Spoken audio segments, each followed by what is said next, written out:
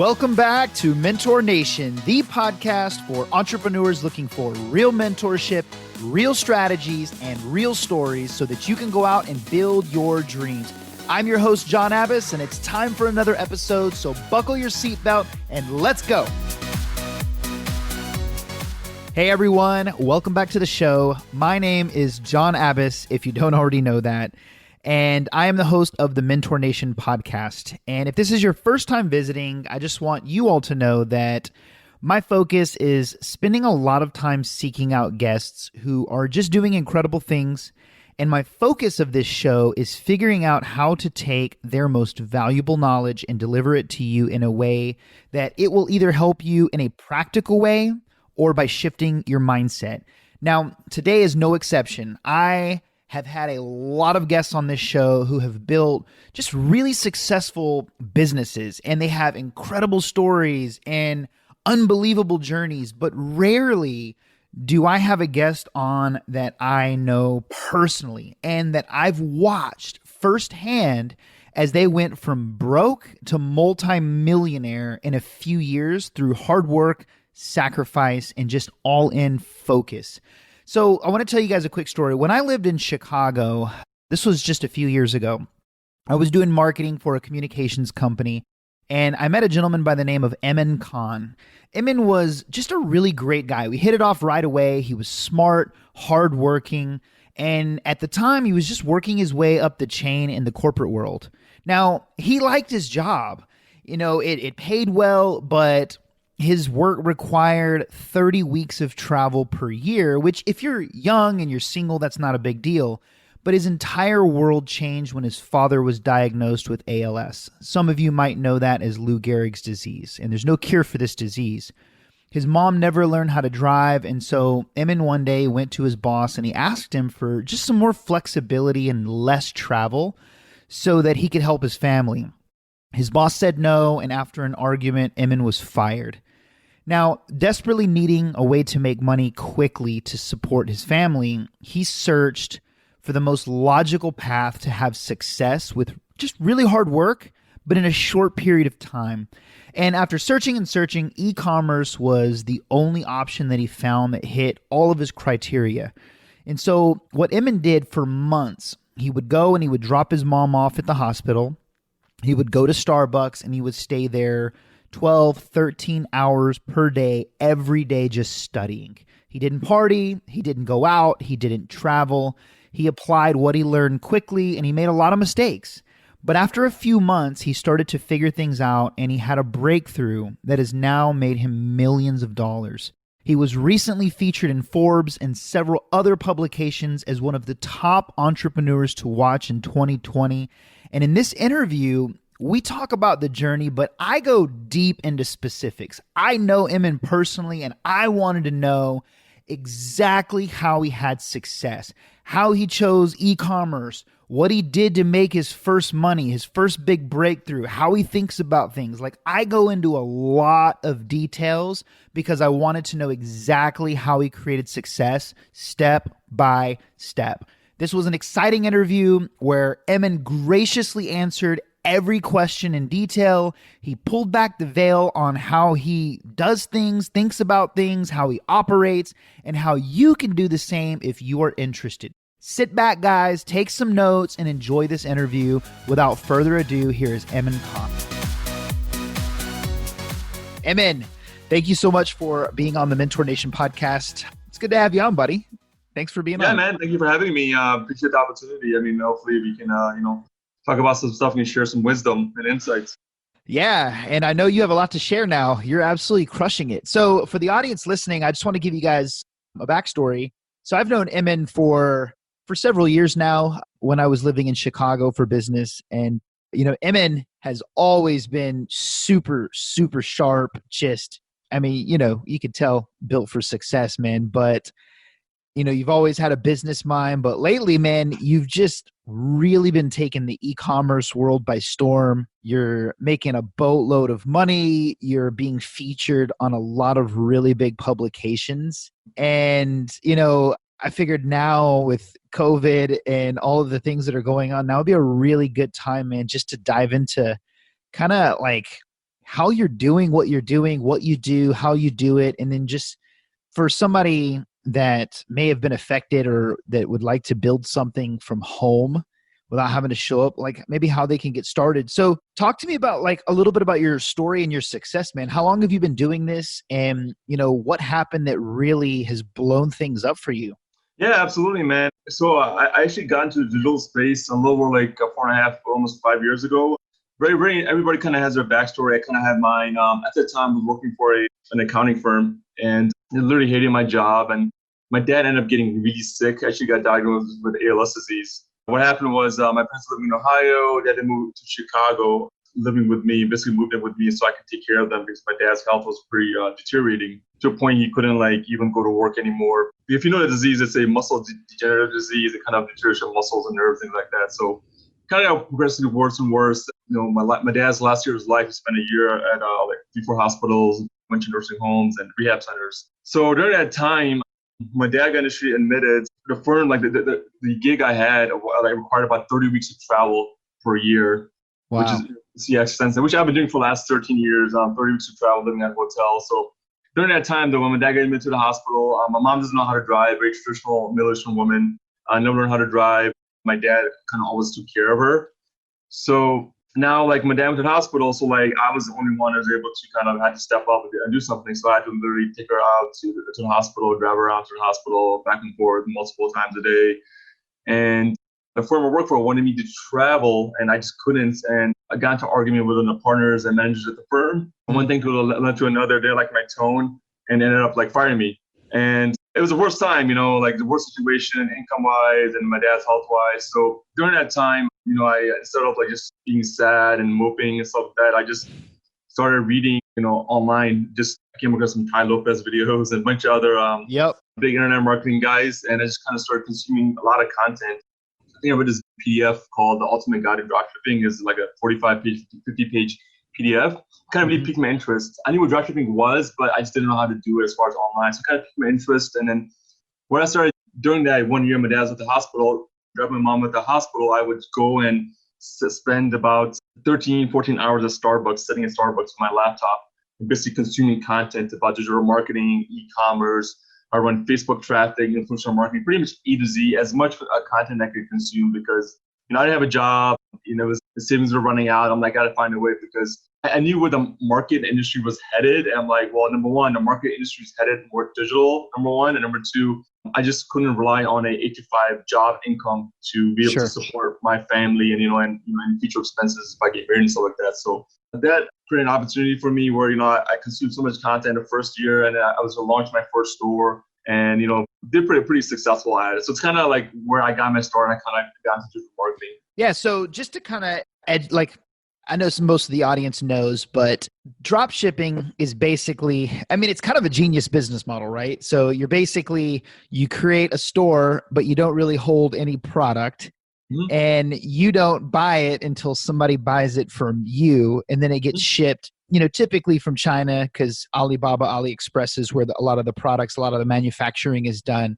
But it's really genius, right? So there's a lot, into branding and things like that. So that's how you got started. Like you started in drop shipping. Now, are there other types of e-commerce or is drop shipping like the main one? Is it evolving? Like what's digital marketing e-commerce like? Yeah, absolutely. So the overall, like the industry is digital marketing within it's like the parents. Underneath digital marketing, drop shipping is one kind of subset. And then you got brand building, which is an extension or more kind of a comprehensive way of dropshipping. Dropshipping, kind of like what you mentioned, it's basically arbitrage. It's a good, easy way for a lot of people to start out. You have a whole inventory. You're basically, so you have a nice looking, trustworthy Shopify store. You have a nice theme, make sure it looks nice, trustable. And then you have a bunch of like different product research and tool methods where we're able to find products that are basically coming into the China market. Then I actually hit the USA market or not in retail specifically. So it's typically products you won't find in retail. They're coming out in the China market. They've been out maybe a couple of weeks, a couple of months. And they're kind of unique, quirky products. Like back in the day, you had the hoverboards and fidget spinners, things like that too. The trend kind of like went up and it kind of fizzled down. But so we're able to take and find those products and basically ride that trend up into where the product is coming introduced into the market, and kind of it goes up and then it hits like a saturation point and it kind of dies down over. So we're able to ride those trends, constantly finding quirky products. And China, which I spent a lot of time on, I can talk about a little bit later, is just they're coming out with like, thousands of products every day in their markets, like thousands every single day. And the innovation doesn't stop. It's insane. It's just nuts. I bought one last week. It looked really great on Facebook. So it's like this like plastic rectangle, and then there's two little things that go into the rectangle, and there's different like settings, so I could do push-ups in different ways. I know exactly what you're talking about. It's on my store right now. I'm actually telling you that. I might have bought that from you. That's Possibly, really yeah. funny. And I've been using it, and it's great, right? But I just was scrolling down my feed, and I'm like, oh, this is great. Like, this will work parts of my chest. But it's products like that, like unique products that really are not mainstream in all the retail stores yet. So that's really cool. So tell me, so what happened? You started your first store. How did it do? What happened after? Like, take me through. Yeah, so the first store I had, so I was kind of initially starting. I'm like, I don't know what niche to choose. What should I do? A general store? Should I do a niche store? So like, what I did initially was like, all my traffic was coming through Facebook. I, became really good at Facebook ads. So I went to Facebook and I set up, it was like 10 different like Facebook business pages of different niches. It was like a butterfly niche, just kind of random stuff I can think of, like butterfly niche. I set up a cat one, a dog one, like some toy one, a baby one. And now, what year was this? I'm sorry to interrupt. What year? No, this is this is about 2016. Oh, so just not that long ago, 4 years ago. 4 years ago. Yeah, okay, 4 years perfect. Ago. So I set up was one niche. I never seen the Viking, Viking TV show is called Viking. So basically the whole Viking niche. So I set up a whole Viking Facebook page, and then I didn't even set up an e-commerce store. And all I did was, without having an e-commerce shop store set up, I just started running like really low budgets Facebook ads to each one of these business pages. I wanted to see which ones would get the most traction as far as the cheapest cost and clicks and things like that too. And then, well, after like spending, I think about, I allocated about $50 to each page. So 50 times 10 is about $500. The Viking one just completely like, just crazy engagement and crazy clicks or whatever. And then I'm like, this is something going on here. So I went and created a whole store behind the Viking theme. And I went to AliExpress and finding Viking like pendants and mugs and all kinds of just crazy stuff related to Vikings. And that was my first store I launched. And then so take me back for a second. Again, sorry to interrupt. I just want to get clarification because I know, I'm not e-commerce, right? And so I know that the questions that I have are the things that a lot of people listening are going to want to know as well. And so you created all these Facebook groups. Did you just put a picture of some Viking stuff in there? Did you make some posts, or did you just literally create a group? And then what kind of an ad did you create? Yeah, so I created a blank Facebook business page. I created a nice banner. It's a website called canva.com. Yep. That's where I actually created a lot of creatives and stuff. So I went on there. I found some random like Viking figures, pictures across the internet off Google. And I just copy and pasted them, kind of edited stuff out and put it on this banner on there. And I took like a Viking meme and I put it on the page. And all I did was I ran. So if you go on Facebook, their business, business.facebook.com, there's different objectives in the ad accounts. You can do like, purchase conversion objective, post-page engagement, video view. So I just ran a simple, it's called post-page engagement. The post-page engagement objective, all that does is you want to get as much engagement on your post or page. So I'm just running these engagement ads, trying to get as many likes and clicks and things like that, comments. And like, it was just, the Viking one just completely took off, like hundreds of comments. And I was like, something behind this. All of a sudden, within like a month, I have over 30,000 followers, like fans for this page. And I'm just like going to AliExpress and finding these Viking products. And you don't really give a shit about Viking stuff. You're like, I don't give a shit about Vikings. I have no idea. So that's one of the biggest things that people do is like mistakes make is like, I want to sell stuff now, like stuff I like. I want to sell stuff that other people like. And you find that out by like looking at the data, you know what I mean? Look at the data, and the data tells you on Facebook this is what people like. You'll see it's very black and white, So all my decisions are very data-driven decisions. They're just not like random decisions, So that's what it's kind of based off of. Man, that's crazy. So like you would post like you'd run an ad to like some meme or something. Like I know the big Viking one is like the guy Yeah, from like I think it's Game of Thrones who's holding his hand up like that's like one does not simply like so you just run yeah, an ad and just see how many people like it and that tells you that a lot of people are interested in that. And so then you go to Alibaba, which is for those of you listening that don't know, it's like Amazon.com for manufacturing, but just in China. It's like they're huge. They're, 200 yeah.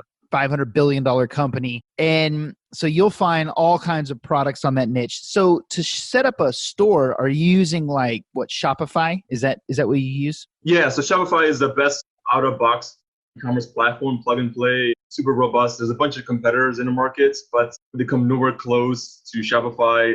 Just the platform is very kind of out of the box, ready to go. Then they have like a whole app markets with thousands of apps you can plug and play into the store. As far as email marketing, upsells, downsells, post-purchase, pre-purchase upsells, I mean, it just is super robust and kind of the payments like Stripe and PayPal are already kind of integrated. Literally switch it on. It's super like easy to set up. And a lot of like e-commerce brands and companies have been moving away from their other like competitors. And Magento, which is like super like technical and you need a lot of coding springs, things like that. There's a bunch of competitors. So all moving to Shopify and kind of building, their kind of brands off of there. Yeah, which is, I mean, obviously it's important. That's probably why their stock has shot up. I don't know if you've bought into their stock, but oh my God, Yeah. but it's true. So, Shopify just allows entrepreneurs like you, right, to be very flexible. Like you see something that's a hot product, you can create a store. Like how long does it take you to create a store on Shopify? Let's say you find some really awesome product. Like how fast can you get a store up and running? Honestly, like less than 24 hours, you do it within a week. Like In the beginning, it might take a long time because you might not know like all the nooks and crannies and settings, things like that. But like once you get down to a science, like I'm coaching a bunch of people right now, like it's taking like weeks to set it up. I'm like, it should take you like 24 to 40 hours. Once you get the science behind it, I mean, you can have it like within a weekend, like super easily. So I'm asking you, especially like the detailed questions, because I mean, like this is probably why you're being featured in a lot of publications. Like right now, the timing is really good. Everybody's world, for the most part, got turned upside down. People that thought they had a secure lifetime job, they don't. And so more and more people now are like, dude, I need to take my future in my hands. And at the same time, everything is shifting digital. Shopping is going all online. And so it's like the perfect world, right? Like, and so I know that people are listening and they're just like, but I need to know like how to get started. So you obviously you created some Facebook, you're searching, like, where do you go to do research? Like, I mean, are you still doing that to find niches? Are you just creating a bunch of random Facebook groups, or is there a better way to do research now? Can you do like Google research to see what people are searching for, what's like really cool? I do some research myself, but a lot of my team does a lot of research for me because I've kind of taught them how to do stuff and the tools I need to be used. So they spend a lot of time doing research for me, and literally full time, like 40 hours a week. So all they do is research. That's it. So like, and then it sends stuff to me, and I have a whole Slack channel set up, different like channels and stuff. They literally upload into the Slack, and I can go in and review it whenever I want. I'll come across some products and ideas myself too, and I'll put it on there too. And my product research methods, a couple of different things. Yeah, one, definitely Google Trends that helps a bit. So you can literally go in and you can see like kind of trending search volume of specific things. So that'll give you, that's just one indicator. And then we have some spy tools, like one is called adspy.com.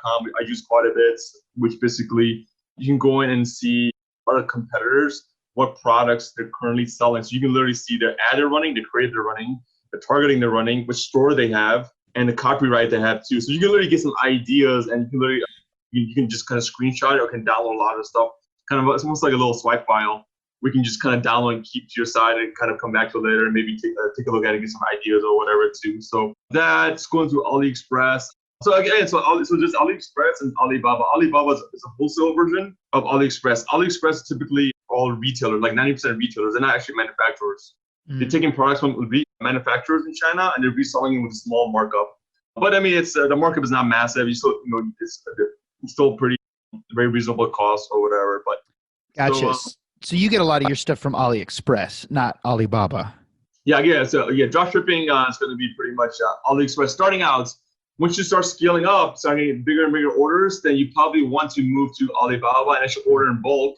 And because the unit cost actually decreased quite a bit, and you order in bulk, and then you can like, if you want to go like, private label it or brand it out, then you want to go to Alibaba and like have it shipped to either warehouse in China or Hong Kong somewhere, or like a warehouse here in the USA, so you can get the products out to your customers like much faster. That's super cool. And I don't want you obviously to give up all your secrets, but like what's one or two like really hot products that you're seeing right now, like that's just going crazy? Have you is there anything? Yeah, man. There's a ton, man. I'll show you like my local trip to the Target department store about last week, which I go to three times a week, turned into a product kind of like a research trip. And I wasn't like, wherever I go, I have a mindset of like what kind of cool products are out there. So that's what I did. Like I went to Target, and all the gyms are currently closed right now, so people have to forcibly work out at home. So if you go to like Target or a lot of retailers, a lot of sporting goods are completely sold out, like 70%. Like you go there to dumbbells and hand gloves and back rollers and yoga pants, yoga mats are completely like sold out. So what does that tell you? It means like there's a massive demand for these products and there's a shorter supply. So you can take those products and actually go to AliExpress and Alibaba, find a specific products, a whole sporting goods store out of that. And we're crushing that right now too. I think sporting goods stuff, crushing it right now. We're the whole store of sporting goods, completely crushing. Personal care, completely crushing. Like all the barbershops are closed. So I went to Target again, same thing. You go to the personal care aisle, especially the men's personal care, like the hair trimmers and clippers are completely sold out. There's like 2 left. And this is not something that's going on for like a week. It's been going on for weeks and weeks and weeks since this COVID-19 hit a couple months ago. So we have another store. It's all purely personal care stuff, and it's completely crushing right now. I hate you. No, I'm kidding.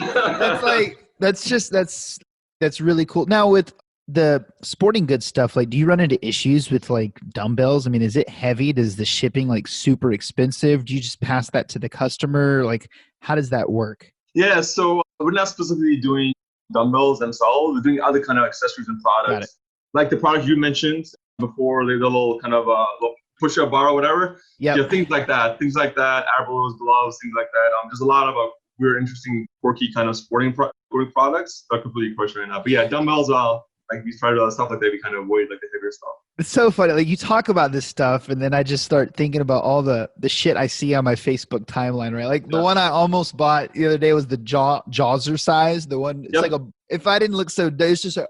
I've seen that too. I actually had that too in my store. Yeah, that's hilarious. Like it's so cool to see like behind the scenes of that right now. So talk to me about like, when did you, so you started in 2016, when did you have like your first big day or big month? Like how soon after you started? Yeah, so there's a bit of a learning curve.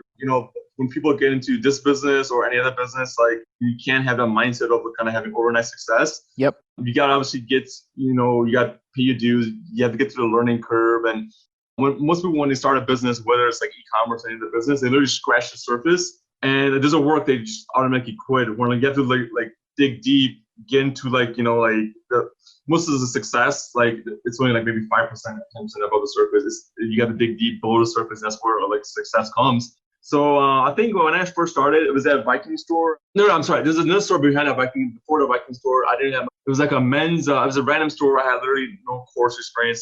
I just completely like launched this random store. It was like men's like cufflinks. Because I love like dressing up and stuff, like suits and stuff. So I created a whole store on like men's cufflinks. It like did nothing. Like completely fizzled. Like I made like 2 sales and I spent like $3,000. Completely it was horrible. I literally had no experience running ads. I had no experience in marketing. I had no idea. I was literally like scratching the surface. So when the Viking store came along, that one kind of like just took off like really fast. I think within a month and a half, the first like month, I made probably over $100,000 in a month. $100,000, yeah, within a month. Yeah, I had this Viking mug. It had a face, a skull on it. If you go to Amazon right now, if you type in like Viking skull mug, there'd be like 100 popping up right now. And so that mug I launched within that Viking store. I made over 6 figures with that, just one product. Then at one product, I found this other product. There's another kind of different Viking mug. It was actually manufactured in India. It was a Viking. It was a beer kind of ale mug. It was like this large. It's made of like buffalo and ox horn. This is actually manufactured in India. And so I ordered like a few hundred of those, and I probably made over 200K out of that one specific product. And that was like probably like a month and a half after Viking mug, the other That one. must have been a hell of a markup. Yeah, it was a markup. Yeah, quite a bit. I think I got that for it was like maybe $657, and then I sold it for like $49.99. Man, that's insane. So out of all the things, so like what are the things, because I know now you have a team, right? So you can delegate, but I'm sure at one point you had to know most of this stuff yourself. So like the skill sets that are needed to learn, I'm assuming one is like product research. Number two is setting up a store. Number three is placing ads and targeting. And then number four is copywriting. Like what, is there anything else like scale or like, I mean, is there other skills besides that, or that's the main ones? Kind of like what I mentioned before, you gotta like, first is mindset. Yep. Yep. You gotta have that mindset because I know countless amount of people that get into the business and try like two products and they don't succeed. Oh, it doesn't work. It's a scam. No, it doesn't work. It's not like that. You know what I mean? Yep. It's just like, dating, anything else. It's like a numbers game. You have to go in, you have to kind of like test stuff out, see figure out what works or what doesn't. You're going to figure out probably like 80% of stuff doesn't work. It's that 20% that actually could make you like six figures or millions of dollars. And that's what what happened to me too. So yeah, product research is important. Number one, setting up a nicely optimized store. Make sure the store looks like not like a hole in the wall. Like if you walk around downtown in the street somewhere, you saw a hole in the wall, like store restaurant, would you trust it with your money? Probably not. Kind of sketchy, signs falling off. There's like, mold on the ground or whatever. But like, store has to look nice, make sure it's presentable. I also some graphic design to other people too, because this guy's on Fiverr and Upwork. Awesome graphic design, and they make like, my stores like look amazing. So I also allow graphic design for other people. Make sure the store looks presentable. Product research is definitely important. Number of products testing is important as well too. It is definitely a numbers game. In 2020, Facebook loves more creatives, meaning that what you can do is actually reduce the amount of products you want to test, but spend more time on creating content.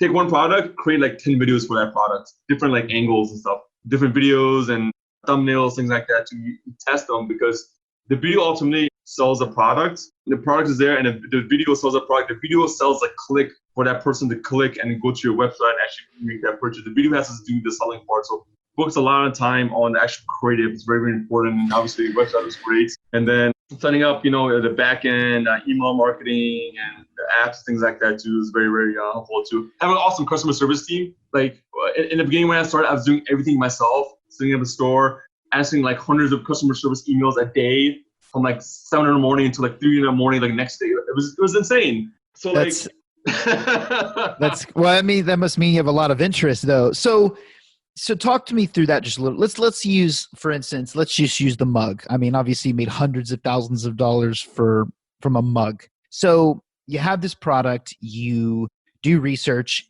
The mug is a great product. It's obviously it's something that can do well. You create a Shopify store. So you have designers from freelancing sites like Upwork, Fiverr, who, they know how to build Shopify stores and design for them because it's so big now. So they build you a beautiful website. You have this one product. So how are you testing the ads? Like, so do you take the mug? Do you make like a funny video? Do you take some pictures? Like, what do you mean by like testing it? Like, how do you create a cool piece of content with a mug? Yeah, absolutely. So Facebook has like two advertising options as far as the creative. You can just create a simple image ad. So like if the image of a product, just looking at the image sells a product, like you don't need to do any more selling, then yeah, I mean sometimes I like for that specific product, I just put like the image of the mug on there, and literally that image sold the product. I didn't do nothing with it. It just looked cool. It's a cool mug with a like a skull face on it. Just kind of sold it. Other products, like for example, the example you had with the push-up thing, people might look at it, but they're like, well, I don't know what it is. Well, let me see a demo of it. So a lot of cases, we'll actually create videos. A lot of videos you can actually find online. Actually, they're already existing. You can find them across the internet. And people try to overcomplicate stuff with dropshipping. It's not that complicated. You can find videos off the internet, and I actually have a team that'll take a bunch of different videos and creatives, and they'll just mash them together. We edit them, different variations. So wow. So it's like a buff guy doing push-ups, right? With the bar, like big buff guy doing different, and he's got the ripped chest makes you want it. Cause there's that one product that made, I don't remember what the kid's name was, but he made millions off of that teeth whitening product, right? Like Snow White or Yeah, it's something. a friend of mine. Actually, I was chatting with him today. He's a good friend of mine. Serious? That guy? Yeah, he's just a good friend of Dude, mine. he made like millions off of that. I bought it. Yeah, and I have one too. He's a good friend of mine. We send each other memes all the time on Instagram. Jesus. So Gosh. so you test ads, like what kind of a budget? I mean, obviously there's different levels, but like what do you recommend somebody test it? So let's say I did 10 pieces of content with this mug, some pictures, couple videos. Do you put like a budget of $5, $3? Yeah. So that's completely dependent on your budget. I suggest when a lot of people start out, like don't spend more than I think $100 testing a product out. Got it. Within $100, which your goal is to. So first of all, you have to understand when you're launching Facebook ads, like in the beginning of the launch, Facebook, when you start targeting, Facebook doesn't know who your like potential buyer is. So like when you're launching ad in the testing phase, don't expect to be like super profitable or even like profitable at all. Like your goal is like, hey, do you want to see if this product when you're running an ad is going to get sales for you or not? Does it have some legs? That's all you're trying to concern about. Does the product have some legs based off the product, the targeting you have, and the creative you have? Does it have legs to be a potentially winning product? So probably within the first week or two, just kind of testing it out, spend $100 or so. I guess you can get more technical as far as a campaign structure, as far as hey, as a campaign, I'll probably launch like maybe 5 to 10 different ad sets and put like one single interest in each ad set.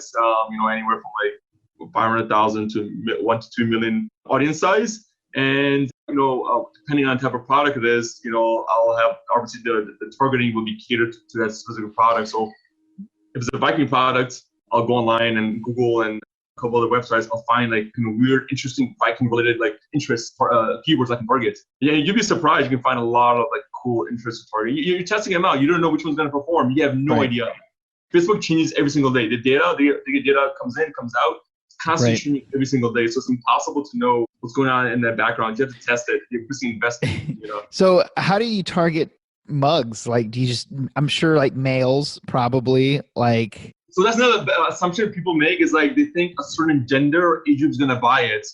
And it comes up being the complete opposite. We actually had about 60% women buying that product and 40% men. You wouldn't, yeah. So if I just targeted only men, I would be losing 60% of my revenue and profits or whatever. You don't know. That's why in the beginning, you just target broad as possible. And you let Facebook tell you based off the data, don't assume stuff. You let Facebook tell you based off the data, which audience is resonating with your product and targeting the best. So you do broad, and then obviously when you find, and this is, and I'll get into the little technical for the audience here in a little bit, because I'm sure most of them don't really understand what retargeting is, but that's where you make probably all of your money, right? Like you find an audience and then you really target that audience and then you retarget them. And for those listening that don't understand retargeting, it's when you go to Google and you search for a damn knife, and then all of a sudden everywhere you go, there's a fucking knife on all of your feeds. Like they're retargeting you. They know you went to the website and now they have a pixel installed and they can retarget the hell out of you nonstop knives because they know that you were searching for it. So it's powerful stuff. Yeah. It's genius. Like it's why marketers just kill it. Yeah. So depending on the product, if it's like a very kind of new, unique product, so in the beginning, you're running cold traffic. With cold traffic, like I said, you're probably not going to be like super profitable. But sometimes you will. If it's a cool product and like just pops up, it might just take off right away. And I've had that happen before. It's completely cold targeting. I launched it and just like started getting like crazy sales and just completely took off or whatever. Other products, what happens is kind of like what you mentioned, retargeting. We'll launch a product and then basically based off the data, Facebook shows us, I can literally see, click on my ad, how many people, at least not a specific person, but how many people clicked on the ad. From the ad, how many people actually went to my homepage, my product page, my add to cart page, and ultimately my purchase page or whatever. I can see the whole trail, how many people are going to each one of these little kind of segments. And then the people obviously who don't purchase, I'm like, okay, well, somebody who just looked at my video or my ad versus somebody who actually clicked on it, saw my product page and added to cart has a more higher kind of like buyer intent versus somebody who just looked at it, maybe didn't actually go through, get to my website. So those people are considered, I went from like being a cold audience for a prospect to being like, slightly warm to like really warm and like obviously a hot prospect. So those people, I will put them in you have a big audience, they people put them in like it's called a custom audience. Basically, they drop into these things called custom audiences. It's basically a sub segment of your larger audience that performs some type of specific action on your website, and you take those people and you basically, like you said, you retarget them, saying like, hey, you are on my website. We saw you like this.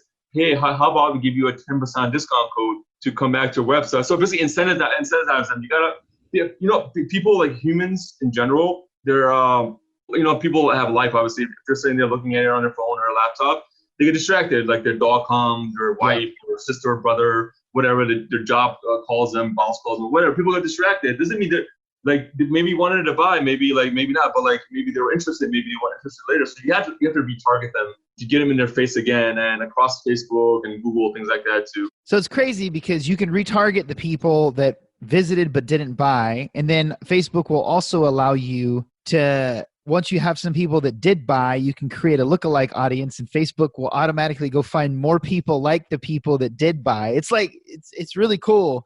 So yeah. It's obviously and you teach all of this now. You're getting into coaching, which is really awesome that you're doing that. So tell me, like, how are things looking now? Because you've scaled. I mean, you have a team now. You have an office in Chicago. You're looking to open up another one in California. Like, tell me about, like, how's business now? Like, how many stores do you have running? What are a couple of the products? Like where are you at in life right now? Yeah, man. Like I have a lot of friends I'm actually coaching right now too, to kind of help them get into the business. And when you first start, what I tell everybody is like, hey, there's so many different things you're trying to figure out with this business. Like you have like this kind of jigsaw puzzle in front of you. You're trying to figure out all the different pieces. They're like, well, I want to create several stores. I'm like, no, focus on that one store, figure out the puzzle, get everything right. And then once you have it down and it's systemized, then you can literally just duplicate that 1, 2, 3, 4, 5, 10 times. So like we currently have about like 12 active stores running right now. I can duplicate that anytime I want. It's just like I'm trying to take, I have friends that have like 30, 40, 50, 100 stores, but I like to focus on like less and actually try to create brands out of them. So right now we're working on kind of scaling the stores, because obviously the more stores you have, you're going to take your ad spend and spread it across more stores. Yep. So what's going to happen is you're going to limit your scalability unless you go to the bank and get like $1 million line of credit, which a lot of people don't have access to that kind of stuff. So yeah, so we're focusing. I have a big beauty brand I'm working right now. I'm sending products out to influencers. They're creating content for me, reviews and usage videos, things like that too, or whatever. Focusing a lot on I think the beauty website. I have a ton of different dropshipping stores, and I have a baby niche store right now I'm working on as well too. I have a cool electronic product, which I can't really talk about right now. It's kind of a little under wraps right now, but it's being manufactured in China right now. We got the kind of molding done and the design done for that or whatever. So kind of like just testing stuff out right now. The beauty store is picking up quite a bit. A lot of people, like you mentioned, are kind of sitting at home and shopping at home. They don't want to go out. They're scared. Either they're going to be like, dragged down by COVID or like the riots. That's awesome. How many people do you have on your team? Right now, we have about like 12 people, and then remaining like another 15 people who are just freelancers. So about 30 people, close to 30 people. Because that's cool. I mean, that's the beautiful thing about another beautiful thing about what you do, right? Is like it's infinitely scalable, I'm guessing, right? Like once you figured it out, it's not like a brick and mortar, right? Where it takes 15 years, Starbucks to go from one location to two, and then to get from now, where they're opening up 2, 3 a day. Like with e-com, I mean, you can scale very quickly once I guess you're basically limited by the number of products that you see that's valuable in any one time. Like if there's 50,000 products that have massive potential, you could technically open 50,000 stores to sell those products and just keep scaling your team. Yeah, I know, 100%, man. I mean, retail has been dying for a number of years. I have listed probably 111 stores that were kind of just struggling on the edge of like being bankrupt. I mean, you probably heard of Victoria's Secret, and obviously you saw Toys R Us go out of business. I mean, just Sears. I mean, I think Neiman Marcus declared bankruptcy. Nordstrom is struggling right now, and yeah, the traditional brick and mortar model is not effective anymore. It just people. I mean, I just go online. I mean, click of a button, they have a product delivered to them the next day. So 2020 is it's a breaking point. More and more businesses, even though Amazon is the biggest elephant in the room right now. you'd be surprised. They still actually have a small market share compared to the grand scheme of things, where e-commerce is going to be in the next like 5 to 10 years. It's not even scratched the surface yet. Like, people, it's hard to believe, but most people want to see more like brands popping out. They want to go online, and there's not that many. That's why a lot of these businesses, these retail businesses, are shifting over to digital. Before they were doing it, but it was very slow. Now it's like accelerated. Yep. They have to do it. They have no choice. Absolutely. Now, do you sell on Amazon as well, or no? Awesome question, man. I have a lot of friends reach out to me, people like about asking about Amazon. I'm personally, I'm not a big fan of Amazon. A couple of different reasons. I'm a consumer on Amazon, but as far as like a business to build on Amazon, the problem with Amazon is, and this is my opinion and just based off my experiences, I've heard a lot of horror stories about it too. Is just number one, you don't have control of your customer data. Your customer data is their data, and so like in Shopify and when I'm running my own traffic, I have control of all my customer data, email addresses, everything. My pixel data. Amazon, you can't do that. All their fees, their restrictions. I've heard people getting shut down overnight over like some customer complaints. Their business is completely gone. I heard of Amazon and basically taking them and duplicating their winning products and creating their Amazon product out of that and literally just competing against them. Stuff like that happens all the time. My God. So I would build a business on Amazon only if my business, my e-commerce brand was already built on Shopify, outside Shopify, and I wanted kind of more reach, and I would put it on Amazon after it's already built out outside of Amazon. That's the way I would build a business on Amazon. Got it. Has to be outside of Amazon first.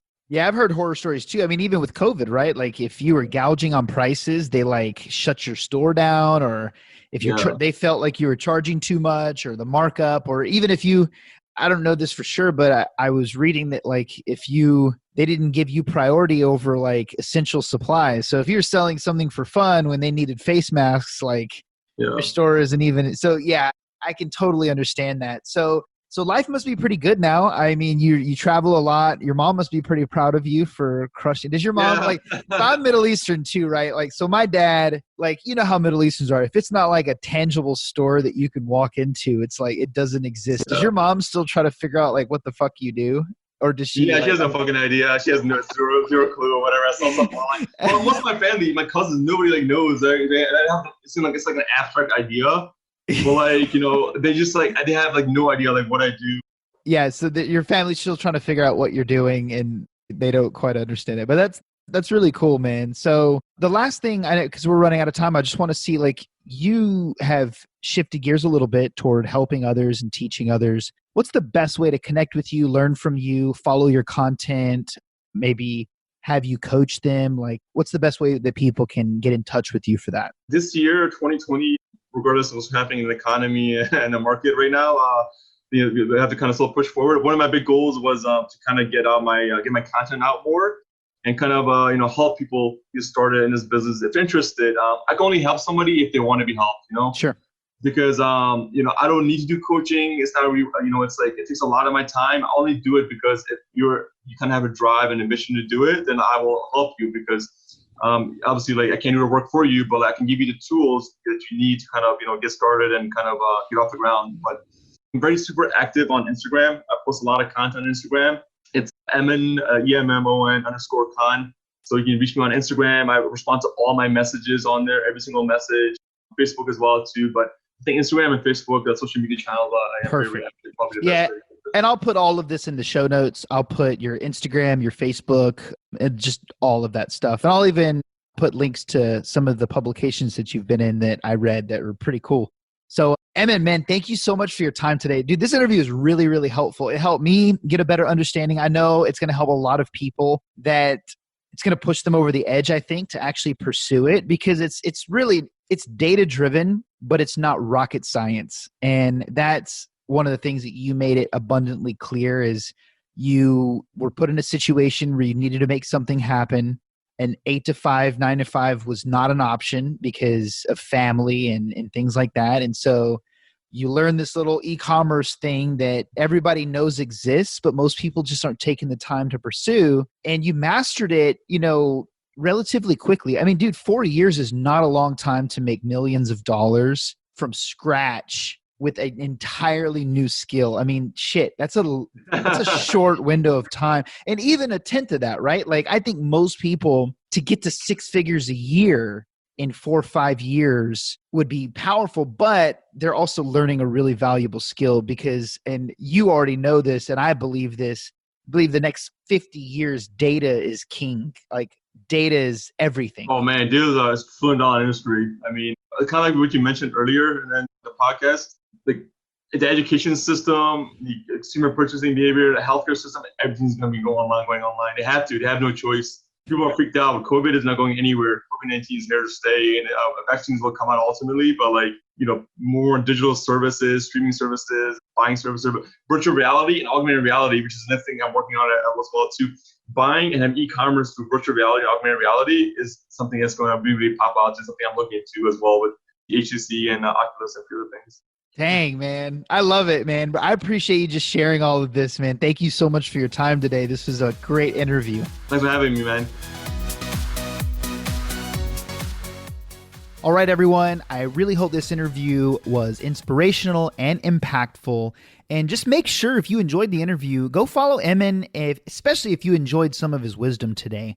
All of the links will be in the show notes, and you can find the show notes anywhere you're listening to this podcast. Or if you just want to go straight to them, just visit our website at mentornationpodcast.com, search for this interview, and you will see the show notes with all of the links to be able to connect and reach out to Emmon. Now, while you're at it, if you're going to do that anyway, please take a second and leave us a review if you don't mind. You know, it's crazy. A lot of people don't realize, but reviews are literally the currency of podcasts. So I don't need you to donate money or give me $50, but if you want to donate a review because it would really help. Every single review helps a lot. It means the world to me and the show. Guys, listen, thank you so much for taking the time to listen to this podcast. I will see you next week with an incredible episode. Take care.